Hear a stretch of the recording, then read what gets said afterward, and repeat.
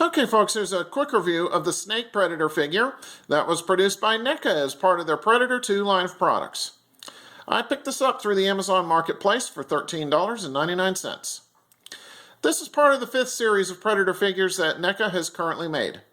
The 6th series is set to release next month, September 2012, and it will feature the rest of the Lost Tribe.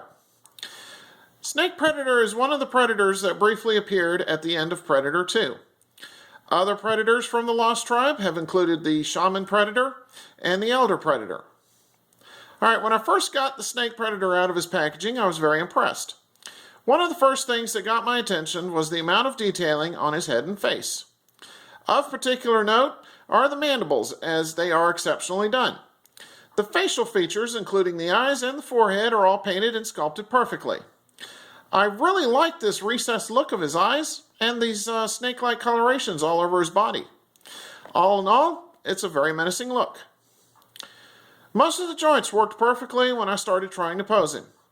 I initially had a little problem with the right knee working as it was frozen solid.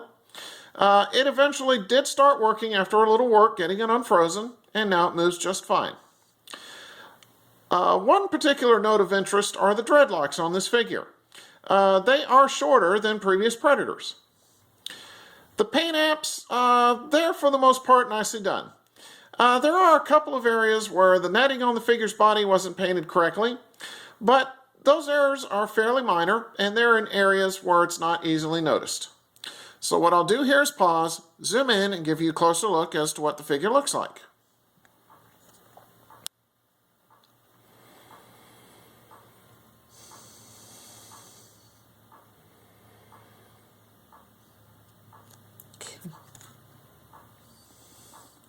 Alright, Snake Predator came with 2 accessories, so let me pan down and show you what those are. The figure stands that you see under his feet were not included in the packaging and were purchased separately. Okay, first up, he came with his throwing disc. And once again, this is the same accessory that NECA has been including with several other Predators. And unfortunately, the same problem still exists with the disc not sitting properly in the holster on his right leg. So be careful not to lose this, as the disc is small and can be easily lost. And just as before, it has nice detailing on both sides of the disc. Alright, next up, he came with an unextended combi stick.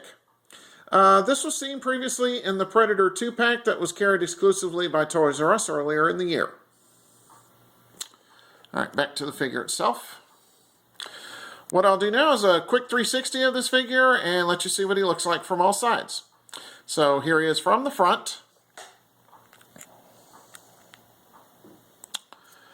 From the right hand side.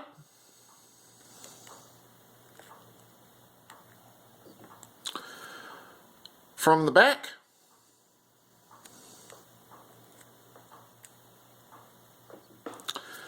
The left hand side. Finally, here we are once again from the front.